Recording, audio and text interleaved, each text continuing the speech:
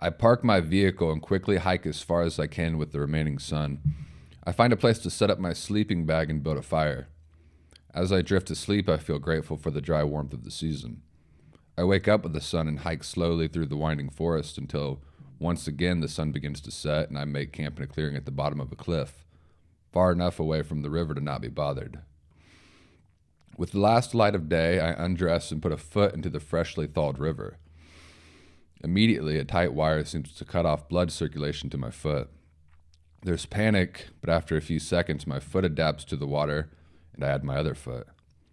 I walk further, and with each step, the cold works its way up my body. I stand in a place ahead of a drop-off, then look down for jagged rocks below. I don't see any. I turn to face my camp. I see the warm fire. I feel a yearning to be out of the water. When I feel the yearning arise, I put my hands on each opposite shoulder, crossing my arms. Then I let go as my body falls backward. Time slows to a near stop as I feel my lower back break through to the cold, then my shoulder blades, and finally my neck and head. As my head becomes fully submerged, I am flooded with a horrifying, most primal fear. Underwater, I open my eyes and see blurry light. I believe I may die from hypothermia. Dog paddling out of the drop-off that was further than I anticipated, I plant my feet the moment I can walk and thrash out of the water. I hyperventilate in a hushed tone as I rush to put my clothes back on and wrap myself in the warm sleeping bag. I should have noticed the clouds, but even if I did, there was no protection from the rain. Laying in the sleeping bag, I feel my throat begin to swell. Night arrives, and the drizzle turns to a downpour, so I zip my bag shut except for a window where my nose and mouth peek out. Heat needles begin piercing my entire body, but I'm shivering and can't sweat the needles out. The cicadas come out and sing shortly after the rain stops, and I fade out of consciousness. When I come back to awareness, the insects are quietly hiding from the fourfold darkness, and there is no comfort except the whispering wind. A bit of moonlight is coming through the trees. The needles I had felt have now become a raging fever. I unzip the sleeping bag above my head and look up at infinity weighing down on me. My whole being is embattled with a lack of energy to keep my eyes open and a fear of closing my eyes to my inner darkness. I look up and watch long enough to notice the stars rotate on the Earth's axis. Oh my, I'm here, I think, and my thoughts begin to run. I'm on this rock that's flying through the galaxy. This is the only place I've ever been, the only place I can be. We're atrociously vulnerable. I'm firm on the ground, but nothing is holding up Earth except its relationship with the sun. What is holding up the sun? The sun is orbiting around the galaxy, but wait, what's holding up the galaxy? A black hole? Damn it, nothing is holding up Earth. We're living on a miracle. This isn't safe. I'm not in control. Humans are not in control. If Earth somehow becomes prodigal from the sun, everything will freeze. Somehow. That's hilarious. One rogue asteroid could fly by, grab our orbit, and send us flying into the sun. We're naked and vulnerable. My desire for safety and comfort is incredibly futile. And also, there are bears out here trying to survive. I have a knife just outside of my sleeping bag. If the Earth collided with the sun, every song, every book, every invention, every athletic achievement, all of history, gone in one quick blaze, we're so profoundly fragile. I'm here, and this is the only place I can be. I'm here right now. This is actively happening. That's the only thing I can do. Be here. The weight of the cosmos is crushing my chest. It feels like eternity is coming down on me. The heat needles morph into a fever, and the fever is draining my energy. I become content with the heat death of the universe, and also I'm too tired to continue entertaining it. Somewhere in the thought loop, I doze off to sleep. My thoughts become unrestrained as I float in and out of a dream state. I can't discern awake versus asleep. A scene cycles through my mind of laying in a soft bed and looking up at a rectangular dirt tunnel. At the top of the tunnel, I see people. They're looking down at me. The people are getting smaller. I'm being dropped down deeper. It's my grave. I can't move because I'm dead.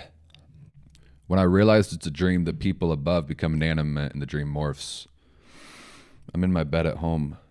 I still can't move, but I'm not dead. I'm asleep. I know I'm not dead because I'm standing in my room looking at myself. I have a knowledge that I'm the person in bed and the observer. Simultaneously, I feel an eeriness of being watched and a sense of urgency that is like regret. The regret is in the observer, and I try desperately to get the attention of myself in the bed. I have to communicate something to him, but I'm not sure what it is. I have to wake him up. I know waking him up is dire. We're separate. There's an invisible barrier between the observer and the one in bed, and I can't bring them together. I can't wake myself up that is in the bed. I fight and finally will my eyes open to find that in my sleep I've walked down to the river. The wind is blowing sideways, hard enough that the air is cutting me. I rush up the short hill back to my camp. The wind is too strong to open my eyes. I feel myself begin to trip, and then time stops. As I'm falling forward, I look up and see my body laying in the sleeping bag. The fire is lit, and in its dim illumination, I see 6 silhouette figures gathered around my body. Once again, I can't move. They're huddled tight and look to be trying to conjure something in the center of their feet. I continue watching until one of them turns and sees me. Its eyes are soulless, like the lens of a camera, but without any detail. It looks at me like it's seen me many times before. It continues to study me, and I realize it's trying to understand if I see it. I yell, but no sound leaves my mouth.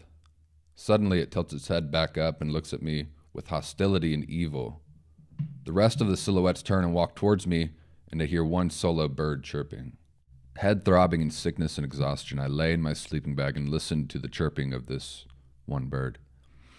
I get out of my sleeping bag when the sun finally decides to show up and the other birds add to the song. It's interesting. When you're in town, the bird activity seems passerby. The birds, the squirrels, the raccoons, and the trees all seem like a backdrop to the city. It's as though they're no different than a trash can or a building. We go about our day to day and we pay them little to no attention. This morning I heard the birds chirping for a reason. I've seen them chasing each other for a reason. Reasons that I don't understand, but could probably figure out if I watched long enough. They don't shudder at the idea of the sun eventually swallowing their whole environment. The flowers grow and reach up to the sun, but they don't fret about whether or not they'll be here next season or even tomorrow.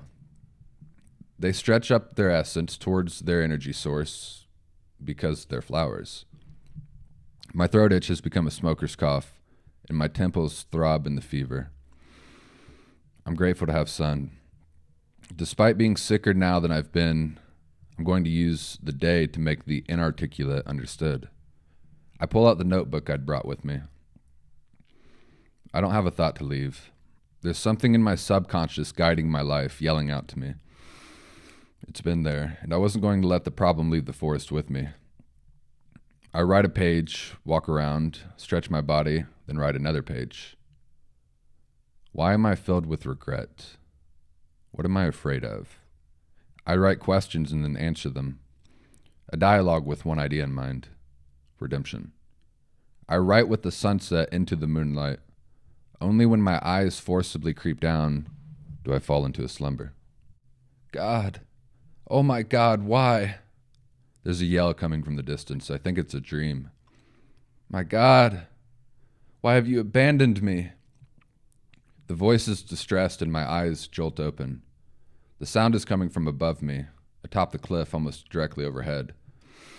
Leaving the warmth of my sleeping bag, I look down at my knife. I think of the geese and of walking towards them with my palms open, and I leave my knife behind.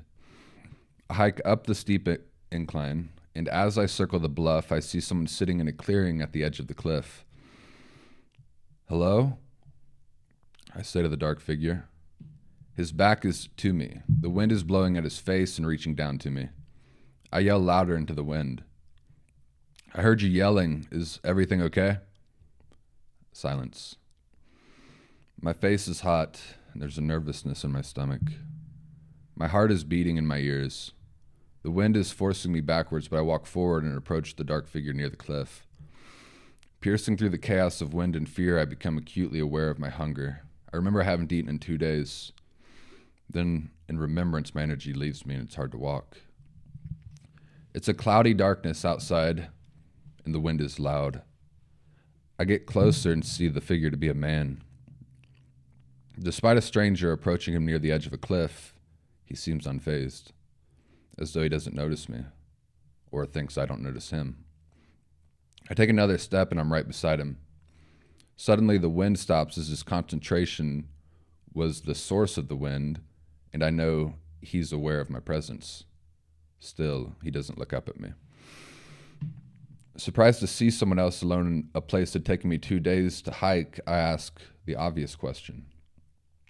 What are you doing here? He continues to look forward, but it's still as though he can't see me. He can clearly hear me and feel my presence, but he's acting like there's no one here. From beside him, I can see tears begin to drip from his embattled eyes. Finally, he replies, I've spent my whole life following God. In public, I have a smile and I talk optimistically about the future. But people are taking down the cross from churches and killing anyone who worships the one true God. People worship technology, pleasure, and their ideas. They want to be God. I can't be here any longer. I came here in hopes I may die. He's sobbing out the pain of life, seemingly a pain he's denied and hidden from. I can feel his exhaustion. I try to ease his despair with levity. I understand. That's why I came here as well, for reprieve from the world. It's ironic I came here hoping I may live. He sniffles his nose and continues to look out over the cliff. If you came here hoping to live, then you should throw yourself off of this cliff. Surely the one true God of love will send his angels to lift you so that you don't suffer here anymore. There are things I have to do, a person I have to be. My purpose here, I know, is a gift from God. I wouldn't tempt God by neglecting the gift he's given me, I tell him. I look over and see 2 bagels cut in half, heating on a metal crate over the embers of his withering fire. Here, you ought to go and eat your bread. He tells me he didn't bring any food out here. I look back at the bagels and realize he's in a delirious state. I tell him he must have forgotten that he put them over the fire and that I do that often. He looks back, hesitates, then walks over to grab the bread and sits gently back on the edge. As he chews and swallows, a hint of easiness floods over him. I didn't bring any food out here. You must be an angel of the Lord. You take the other piece of bread for yourself, he says. As I had been talking to him, the hunger that had subsided, but now that I'm thinking of food, there's the cutting pain of starvation in my stomach. I look back at the other bagel on the embers. I remember my fast is almost over, but there's bread right here. No one would be hurt if I ate the bread. I remember the dreams I'd had the previous night and thank him for the offer, but tell him avoiding food is how I plan to hear God. That's a strange way to hear God.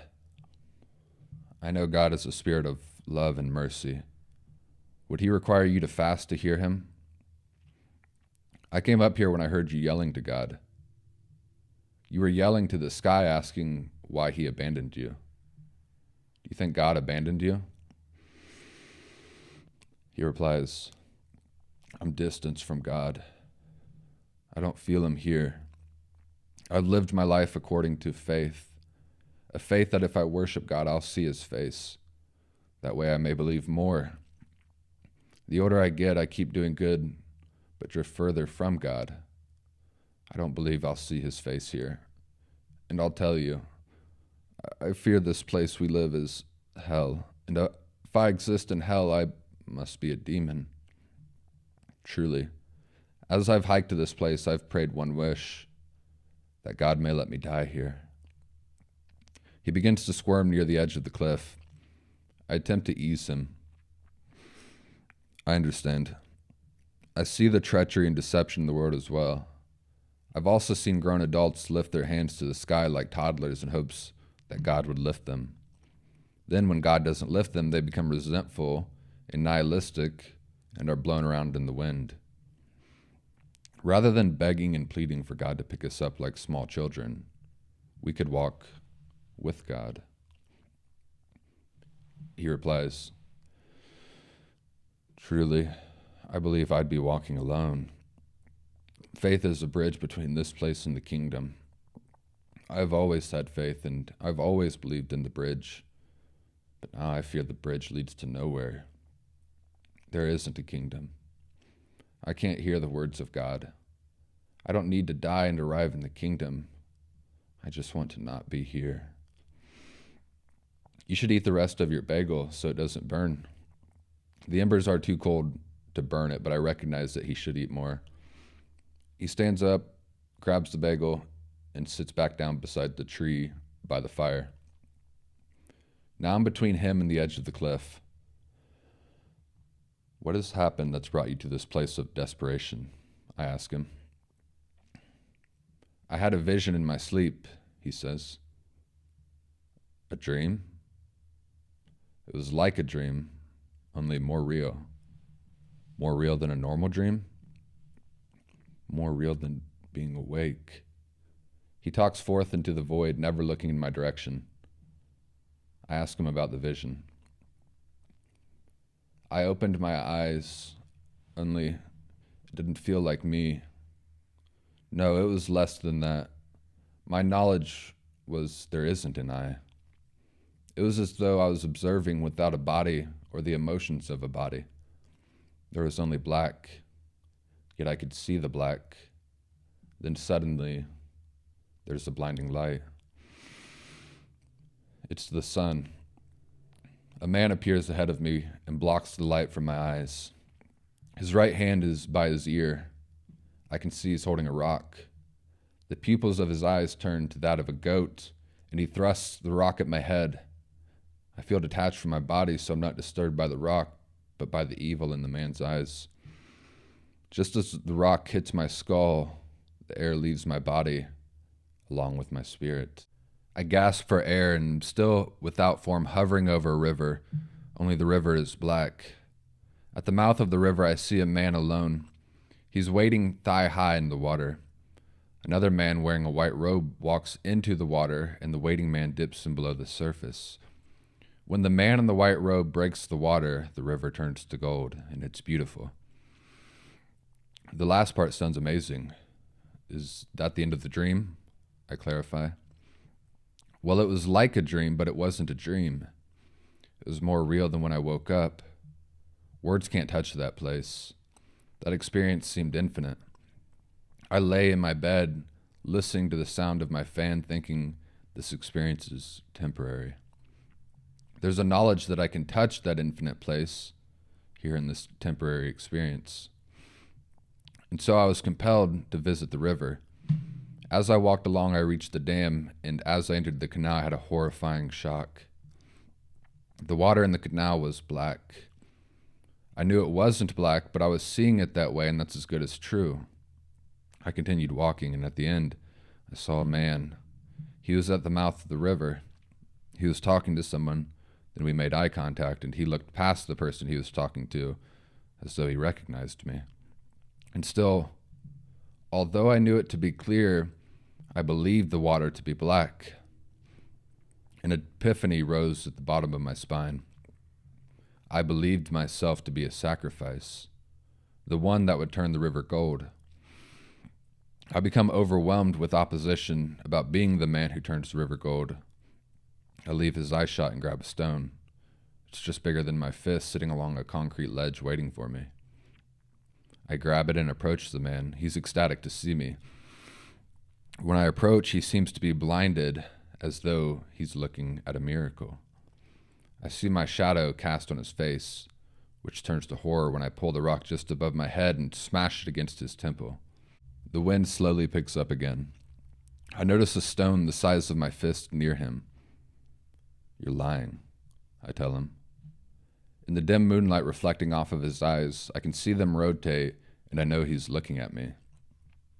Now I understand he's been pretending he doesn't see me. His hand moves from resting on his knee to the floor of the forest, closer to the stone. "Why are you lying?" I ask him again.